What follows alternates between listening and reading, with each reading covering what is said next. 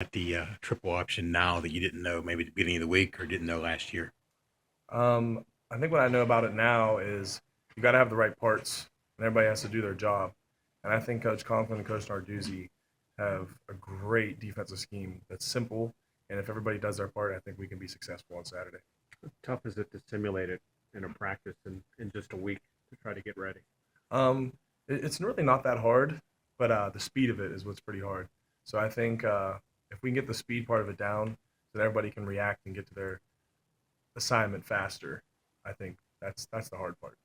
How is the I guess Coach Narduzzi said earlier that, or Coach Conklin said it's going to be different than what you guys did last year.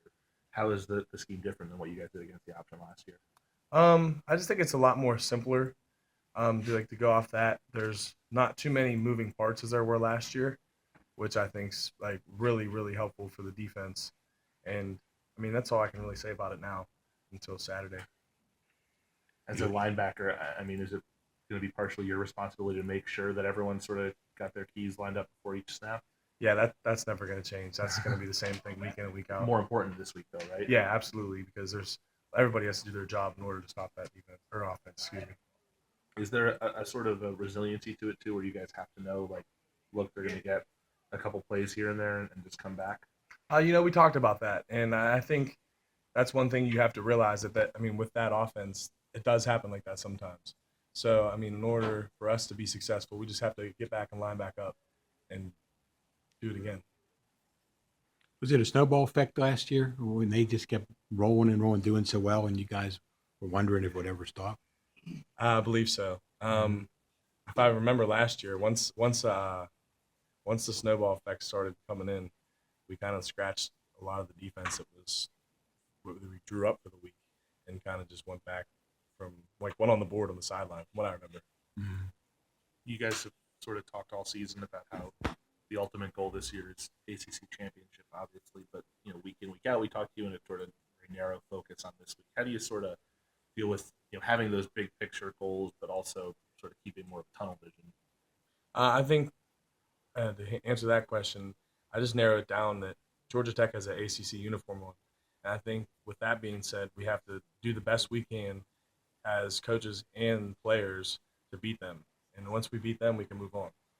Uzi said on Monday that this is going to be a game where they really need smart guys out there on the defense, and that's what they've sort of said about you all season. Do you think this is another game that you personally can play a big part in?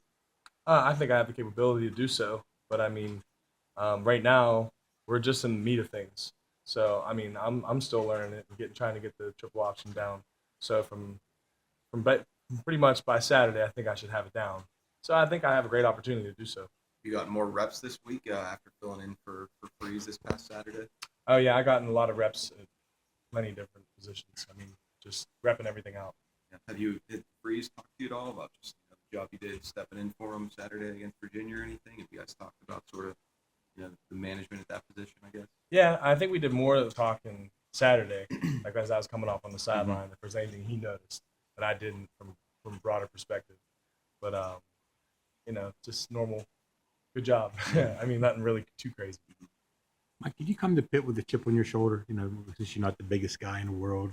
Jerry, I think I still have a chip on my shoulder. I think I always will until the day God tells me to take off that helmet. Why is that? I don't know. If I can answer that question, I would. Is that your personality? Yeah, that's kind of how I live day in and day out with a chip on his shoulder because I mean, everybody's always looking to pass you up. So you got to go with the chip on your shoulder. That's something you want. Absolutely. All right. Thanks, Mike.